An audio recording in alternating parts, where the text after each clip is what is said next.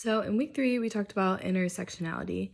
And so first, I want to try to give my definition of intersectionality and how I think of it.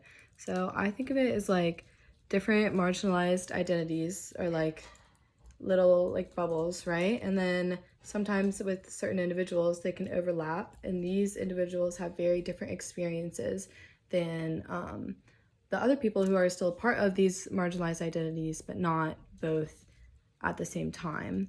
And this intersection affects these individuals very differently than it affects any other people. So like an example to try to make that make more sense is like, say, a Black trans woman. She will have a very different experience than any other Black people, very different experience than any other women, very different experience from any other trans people, very different experience from other Black women, from other Black trans people. It's like all of these identities come together to create a very unique experience to that one individual that creates a lot of more challenges that other people of these marginalized communities don't have to face because they aren't facing them all at the same time. Like a Black gay man may face a lot of homophobia in his Black community, and then a lot of racism in the LGBT community, because those are two things that have been known to exist in those communities. So it creates a very, very hard experience for the individual at the intersection of these marginalized identities.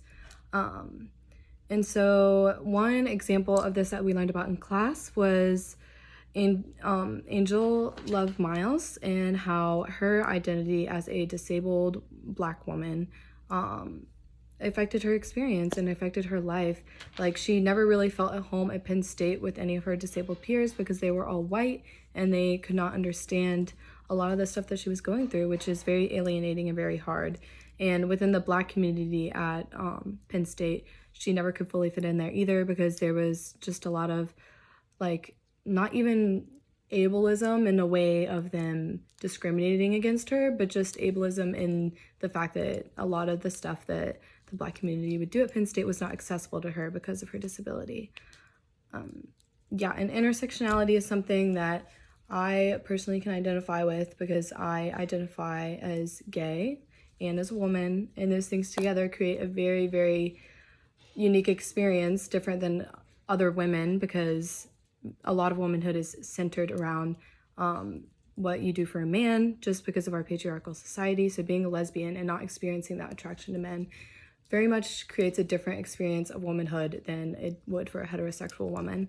And then obviously being lesbian is very different than being in any other part of the LGBT community, because they just face very different struggles. So that's my experience with it, and those are my thoughts on it. Yeah.